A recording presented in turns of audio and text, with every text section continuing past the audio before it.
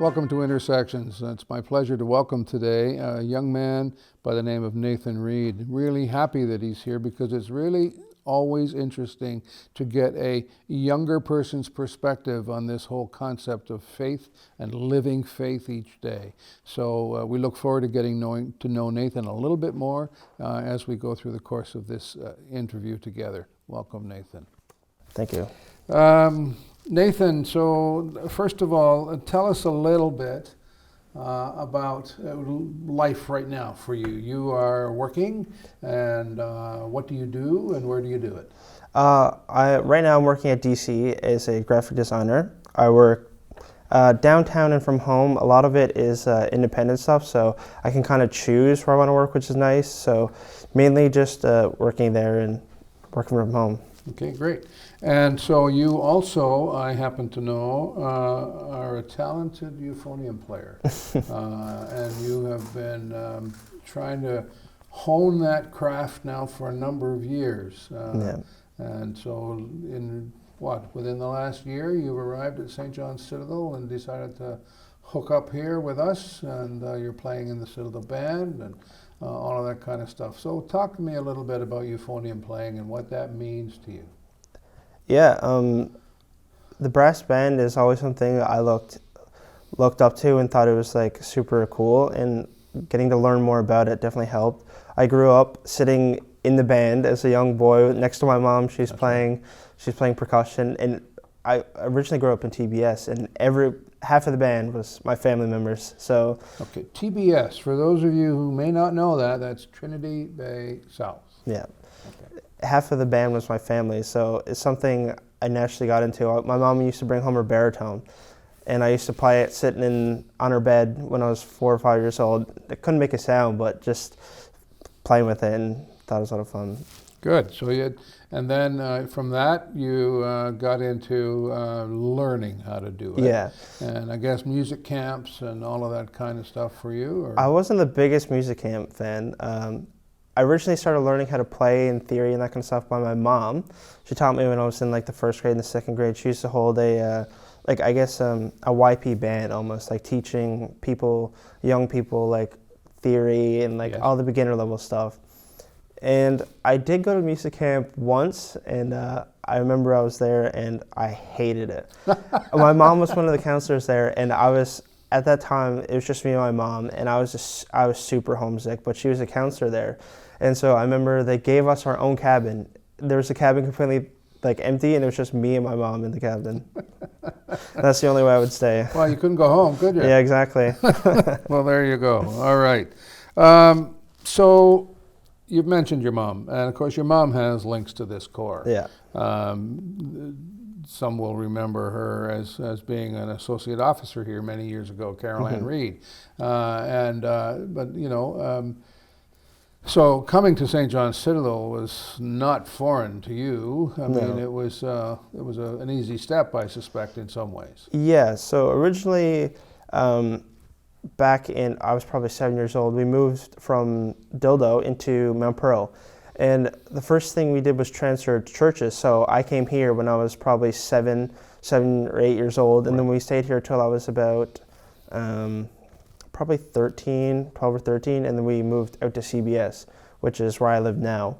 But so coming to this corps wasn't really foreign to me. I had a lot of friends in elementary school and even the first year of junior high that went to this church. And so it wasn't that hard of a transition to switch from CBS to here. Okay. So banding, we've already established, is a real pull for you. Right. I mean, it's something you like to do. And, as we've discussed in other interviews, music is an interesting way to express faith. Right. And so when you play in the band here, I mean, for those who are not overly familiar with the Salvation Army tradition, we do have a strong banding tradition in the Salvation Army, but it's not just about playing the instruments. It is a ministry unit. Right. It has a specific ministry and a purpose for existing. So through that medium, there are thousands and thousands of pieces that have been written, ranging from the very simplistic to the highly intricate. Is there a particular piece that through the years you've gravitated to because it speaks to you, it evokes within you something about an expression of faith? Yeah, so my pop was a really big influence on me growing up, because originally when I was growing up, it was me, my mom, and my pop all in the same house. Right.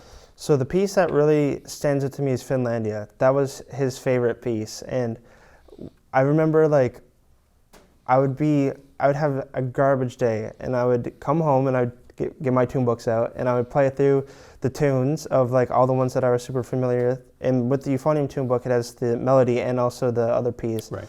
So I would play the melody and just think about it and reflect, and it would just clear my mood every time I do it.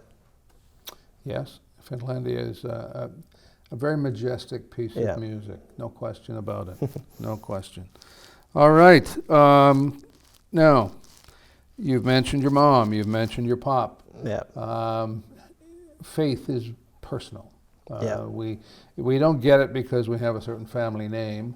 We get it because we make a decision. Right. Right.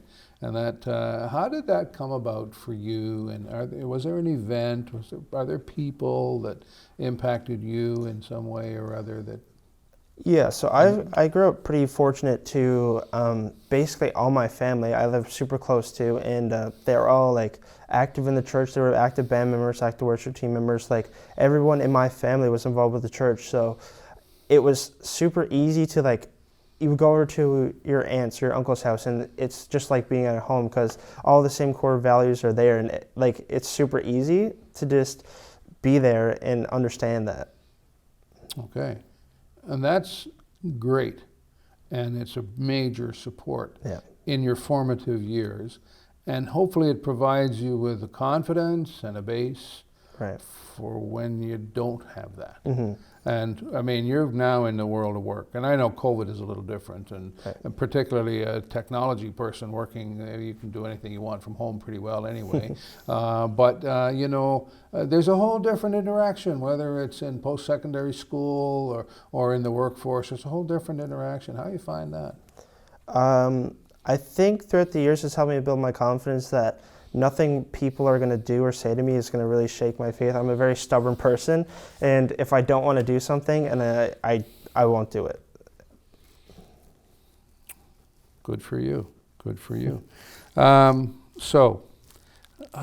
as we begin to think about wrapping up this episode, how does faith intersect with your life?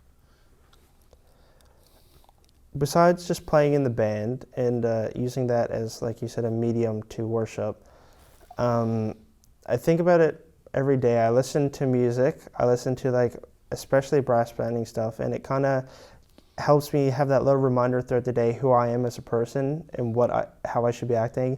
And if I ever catch myself out of line, it makes me think back to that and actively want to be a better person. Good. Nathan, thank you very much for doing this with us today. This initiative of Intersections is meant to be an encouragement to those who are watching. And there, I suspect, going to be those who of your age group that would be watching this, and they'll take some encouragement from some of the things that you've had to say today.